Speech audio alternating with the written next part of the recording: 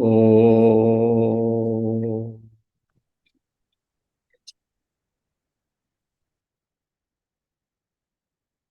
ओ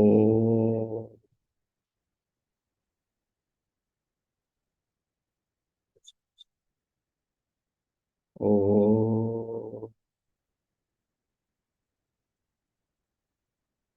ओम सहनाववतु सहनौ भुनक्तु सह वीर्यं करवावहै तेजस्विनावधीतमस्तु मा विद्विषावहै। शांति शांति शांति। ओम समस्त जन कल्याणे निरतं करुणामयं नमामि चिन्मयं देवं सद्गुरुं सद्गुरुं ब्रह्म विद्वरम्। Oh, we'll do the entire Gita Dhyanam. You can please find on your phone, chant the entire Gita Dhyanam. We'll do 9 verses.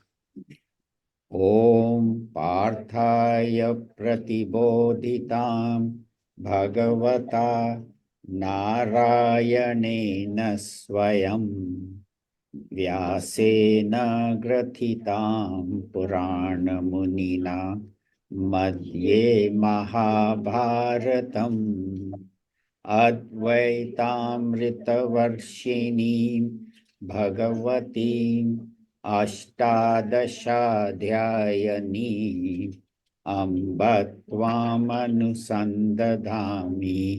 Bhagavad Gite Bhavadveshini Namostute Vyasa Vishala Buddhe Pullarvindayatapatra Yena Tvaya Bharat Tailapurnaha Prajvalito Jnanamaya Pradipaha Prapanna Parijataya Dhotravetraikapanake Jnanamudraya Krishnaya Gitamritaduhe Namaha Sarvopanishado Gavo Dokta Gopalanandanaha Partho Vatsasudhir Bhokta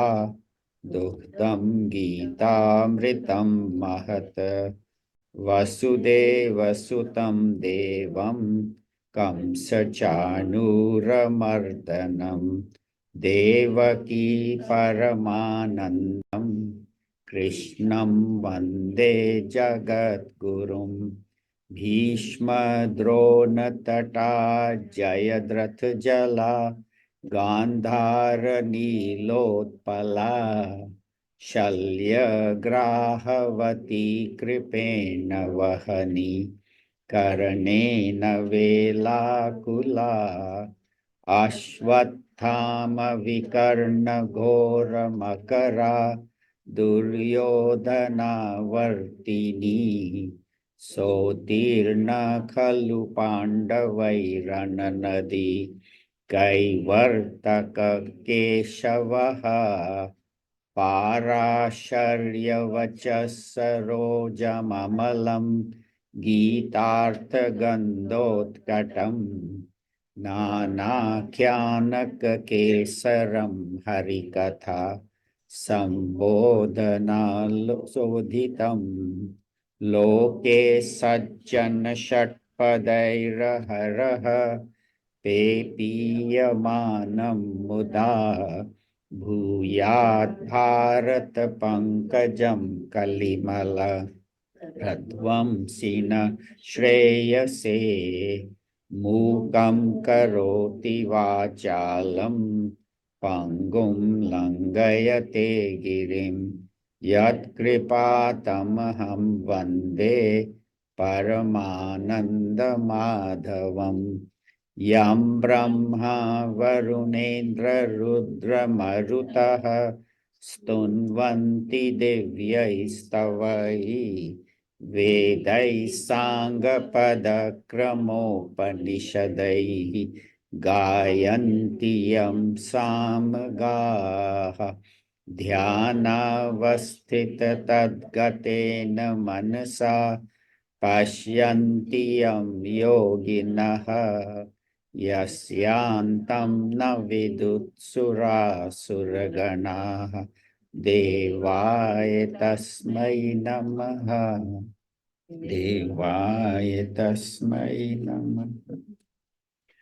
Om Shri Ganeshaya namaha. Om Shri Saraswatyai namaha. Om Shri Gurubhyo namaha. Hari Om.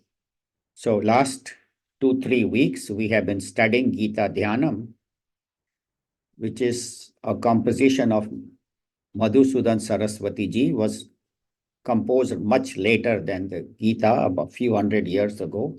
Gita, of course, is about 5,000 years old, but this Gita Dhyanam was composed by Madhusudan Saraswati ji a few hundred years ago, which is a homage to Mother Gita. So his first shloka is an invocation to Mother Gita, who is the mother of all, gives us all the knowledge. Then he recognizes Ved Vyasji. Ved Vyasji was an avatar of Lord Vishnu, who composed the Mahabharata and put the Bhagavad Gita in the middle of that. The teachings were by Bhagwan Sri Krishna to Arjun, but then Ved Vyasji put them in poetry and put it in the middle of the Mahabharata, Madhye Mahabharatam. And then, of course, we have to recognize Bhagwan Sri Krishna, who is giving the message to us through Arjun. Arjun was the vehicle who asks the questions, and Bhagwan gives the knowledge of the Bhagavad Gita to him. And it is because of that that we are also able to study the Bhagavad Gita today, even 5,000 years later. And it is so current, so relevant as it was when it was taught to Arjuna, as we'll see in the next few weeks and months as we study Bhagavad Gita.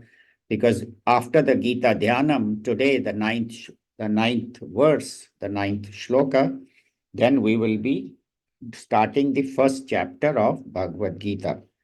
So the Gita Dhyanam, as we said, after recognizing Bhagwan Sri Krishna, Ved Vyas, and Mother Gita, the last shloka is the most important shloka of this Bhagavad Gita. So the ninth one is Yam Brahma Varunendra. Yeah, just close it fully, please. Yeah. Yam Brahma Varunendra Rudra Marutaha Stunvanti Divyaistavai Vedai Sangha Pada Kramopanishadaihi Gayanti Yam Samagaha Dhyana Vasthit Tadgatena Manasa Pashyanti Yam Yoginaha Yasyantam na vidut sura suraganaha Devaya tasmai namaha. So, Yam. So all of you have the Gita Dhyanam. It's also in that printed paper. You can get the paper from the. So Yam, the word Yam means to whom. So to whom is this Gita Dhyanam? To whom is this prostration? To my Namaha. Namaha means I prostrate, I bow down, I respectfully salute Yam, to whom? The one, the Supreme Lord, whom Brahma, Varuna, Indra, Rudra, Maruta, all of these gods, Stuvanti, they praise you with divine hymns. And who are these? We'll talk about that. What are the divine hymns? I'll just do the word by word translation first. So, Vedahi Sangha Pada Krama Upanishadahi. So the Vedas, when they are sung, they are sung with particular meter, a particular way of chanting, how to go up, how to go down, all that Udhata, Anudhata it is called. So all the Vedic literature, when it is chanted, there is a particular technique which the Brahmins and the Pandits know, and which we have learn through them, from them. So that is chanted by Samagaha, by the singers of the Samaveda. And dhyana vasthit tad gatena manasa. Dhyana means meditation. Avasthit means when they are sitting in meditation,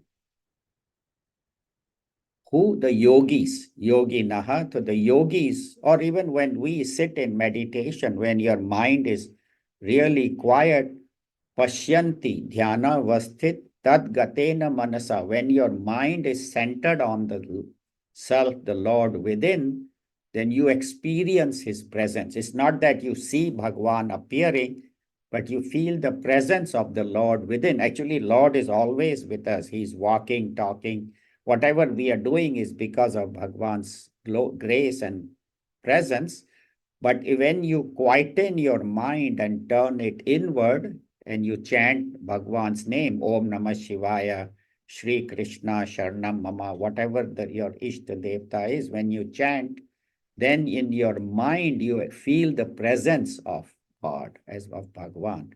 So he says, Dhyana vasthit tad gatena manasa pashyanti yam yoginaha. Yogis who sit in meditation, they experience the Lord's presence within. So the first one is all the Brahma, Varuna, Indra, they chant, they praise you. Second is those who are singing the Sama Veda mantras in the proper meter, they also praise and sing your glories. And third is in meditation, the yogis experience your presence. And fourth line, Yasya Antam Na Viduhu Sura Suraganaha. That Lord, that Supreme Brahman, that is consciousness, that is within me and that is everywhere, is not only everywhere in earth, space, in the heavens, but is even beyond heaven, beyond space. Even space is only a small part of that, even though we think space is huge. But that Bhagwan, that Brahman, that consciousness extends much beyond space. And even gods in heaven and the asuras, even the Rakshasas, they are not able to find out who you are, how you extend, oh Bhagwan, how far you are, and what is the exact import. What is that Lord? Even the Devtas cannot experience it. So we say, then how can we? Through the teachings of the Bhagavad Gita and through meditation. I think we do have a meditation class from 10:20 to 10:50 every Sunday. So those who would like to join, we do half an hour meditation. And I have an introductory talk on meditation. Those who are new, if you can give me your phone number at the end of the class, I'll forward it to you. So let's see. So Yam Brahma. So the one whom Brahma, Varuna, Indra, Rudra, Maruta. Brahma. Who is Brahma? Brahma here is the Brahmaji, the creator. So even the creator Brahmaji praises you. Stuvanti Divya Stavai. Brahma. Varuna. Who is Varuna? Varuna is the Lord of water. All the oceans, everything is that Bhagwan. He is the king of all the waters. He controls the waters, the rain, everything. So Varuna. Indra is the king of all the gods. Indra, they say that in among all the demigods, not the supreme Brahman, but there are demigods who have been given by the Supreme Lord the job of running the universe. So Brahmaji creates, Varuna is the Lord of water, Indra is the head of all the gods, also is responsible for thunder and lightning and rain. Also, Indra is said to be the Lord of the senses. He is the Lord of the mind. Indrasya Raja iti Indra. So the king of the senses is the mind. So Indra is that God who is the head of the mind, who is the Lord of our mind. But again, not the supreme. He is only the Lord of the semi-gods. It's like there is a president and then he appoints various or a prime minister in India. And he appoints various cabinet ministers, Minister of Defense, Commerce, Finance, Health, and so on. So same way, these ministers, these gods in heaven have been given the job of running different parts. So there is Vayu Devta who controls the wind, and all the Agni Devta, who is the Lord of fire. So all these gods, they praise that supreme Lord. Why do they praise him? Why do they sing his glories? Because they recognize that all our powers are because of that. Just as you and I can only function when God's presence is within us. So same way, these smaller gods get their power just as the president or the prime minister gets power, and then he distributes among the various cabinet ministers, finance, business, and so on. So, and when the president leaves, then the whole cabinet is gone. Then a new president or a new prime minister comes. But here, of course, the Supreme Lord doesn't go, but he is the one who appoints all these. And then he says, Vedai Sangha Pada Krama Upanishadi. So the Veda mantras are chanted. Vedai Sangha means with its parts. So the Vedas, there are Upavedas like Ayurveda, Dhanurveda, in all these different parts of the Vedas. And when they are chanted by the Pandits, they chant in a particular way, Udhata, Anudhata. Some sounds go up, some sounds go down, some sounds stay in the middle. I think Tuesday we have a Vedic chanting class from 12 to 12:30 where Jayashri teaches how to do Vedic chanting. So that also is on Zoom. So if you need the Zoom link and the weekly schedule, please talk to me at the end and we can share it with everybody. So the chanting is done by singers of the Samaveda who sing this. Now, Samaveda, there are 4 Vedas, Rig Ved, Samved, Yajurved, and Atharvaved. So Rig Ved is in prose. It is completely in prose. It is the most ancient Veda. Then Samaveda is sung to music. All the mantras of Samveda can be sung to music. Yajurveda is used for yajnas. That's why Yajurveda. So when the yajnas, when the priest is offering in the fire and chanting the mantras, they uses mantras from Yajurveda. And the 4th one, Atharva Veda, is for all the modern sciences. Even in the ancient days, they knew about medicine, they knew about architecture, they had planes they could fly, but they knew about aeronautics. And all those sciences of warfare and all that is covered in Atharva Veda. So Rig Veda is prose, Sam Veda is music, Yajur Veda is for yajnas, and Atharva Veda has all the sciences. So these 4 Vedas, so the Sama Vedas, the singers of the Sam Veda chant the mantras of this Upanishad. Then Dhyana Vasthit Tad Gatena Manasa. Also the singers of the Sam Veda, whom do they praise? So it's like somebody working in an office may praise his boss, but he's praising out of fear. Oh, if I don't makhan nahi lagaunga, if I don't praise him, then he might fire me. So they always say, yes, sir. Whatever you say, yes, sir, yes, sir.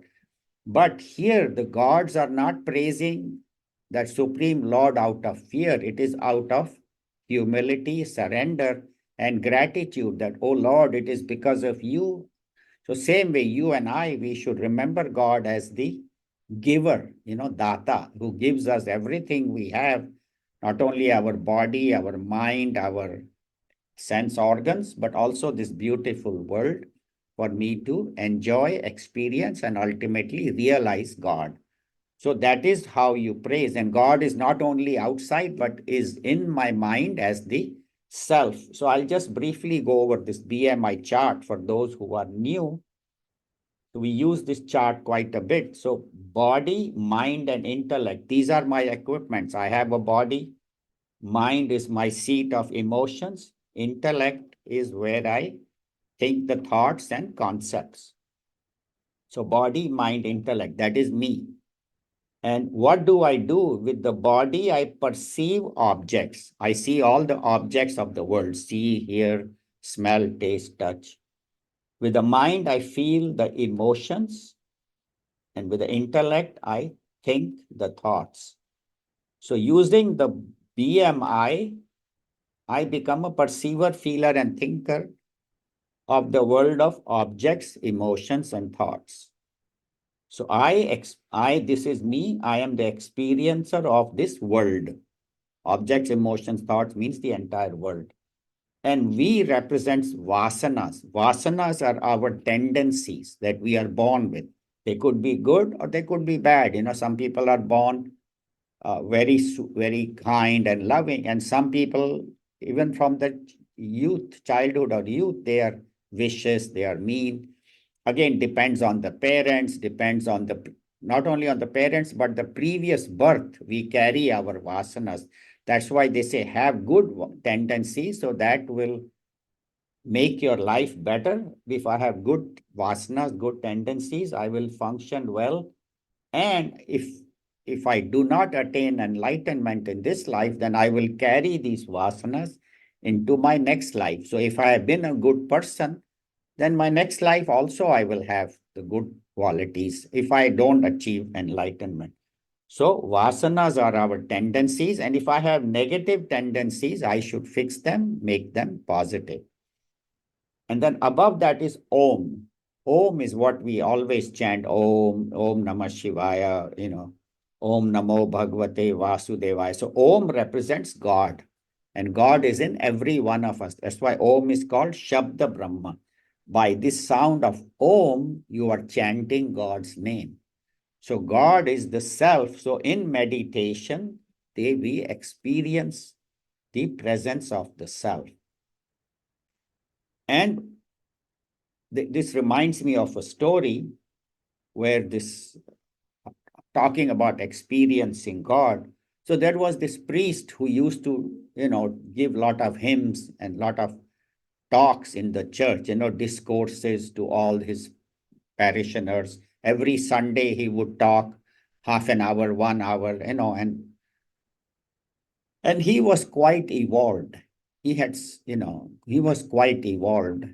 And because he had been doing it for years. And one day in the middle of his discourse, his sermon, he was talking about God, how to experience God, how you can see God's presence. And then immediately he notices a bright form of God coming into the church. And he was amazed. He could see that because he was quite evolved. And he found that that form of God sat with this little girl who was in the middle of the church. She was about 3, 4 years old, 5 years old. And that form came and just stayed with her and surrounded her. And he says, I am the one who has been giving talks for many years, and God has never come to me. How is he coming and staying with this little girl? What is special about her? Anyway, he continued talking. He finished his sermon, and that form disappeared. And then he calls the girl and he tells her, he says, I have been chanting or speaking about God so many years.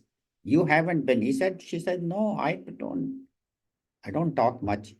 He says, but God came and sat with you. So she says, yeah, I felt something strange. He said, why did God come to you and has never come to me? I chant all his prayers. I do all the hymns and all that. What do you do when you sit in the church? She says, look, Father, I don't know any prayers. I mean, just a little girl. I don't know all these difficult prayers. He says, then what do you do? She says, I just say A, B, C, D up to Z. And then I say, God, I don't know any prayers. I just know A, B, C, D. You take this ABCD and make your own prayer. And you just make, and I tell him every time I wake up in the morning, I tell him that. I go to bed, I tell him that, because I don't know anything else except AB. I don't know all this Om and Brahma. our Father who art in heaven and all those. I don't know these prayers. And God makes his own prayer and he comes. So that's the faith of this girl. And that's what they say, that God is within us. We just have to chant with faith. So chanting the God's name is, and whatever mantra, whatever our favorite mantra is, whatever our Ishta Devta, Om Namah Shivaya, Shri Krishna Sharanam Mama, whatever is that we should chant morning, evening, and as often as we remember. But wake up in the morning chanting this mantra. If you know meditation, do it for 20, 30 minutes. And before you go to bed, also chant the mantra for 5 or 10 minutes. And meditation, we talked about, when you quieten your mind, go inward, then you experience God's presence, not as an object, not God as we see as an object, though sometimes in Puranas, they say, oh, Vishnu Bhagwan appeared or Shiva appeared, but generally yogis experience that as the self, as the subject. That is the one that is illumining my thoughts, my mind, and making me function. And that which was unknown, through the knowledge of the Bhagavad Gita and through meditation, it becomes known. But it cannot be known through the mind. It is that which is illumining the mind. So you have to transcend, go beyond the mind and intellect to experience Om. So in our meditation, we quieten the mind, turn the mind's attention inward to God's presence, and then slowly with practice, you can go beyond the mind and experience that. The great yogis do that. You and I, we can just keep putting effort. Ultimately, we also will reach that. And that Bhagwan, Yasyantam na vidu sura suragana, even the gods in heaven and the Rakshasas, demons, they also don't know how far he extends. That, we don't know and they don't know. But humans are blessed that in our meditation, we can experience that. But for them also, even for gods in heaven, they say they would like to take human birth, because human birth is the only one where you can experience God. That's why we see all the great saints, Ramakrishna Paramhans and Tukaram and Mirabai and Jesus and Buddha and all, they all could experience God's presence. And you and I can also do that if we put that same kind of effort. And that's why this particular chant is a universal chant, because it does not focus on any one particular religion. It doesn't say in this prayer, Sri Krishna or Buddha or Jesus or Lord Shiva.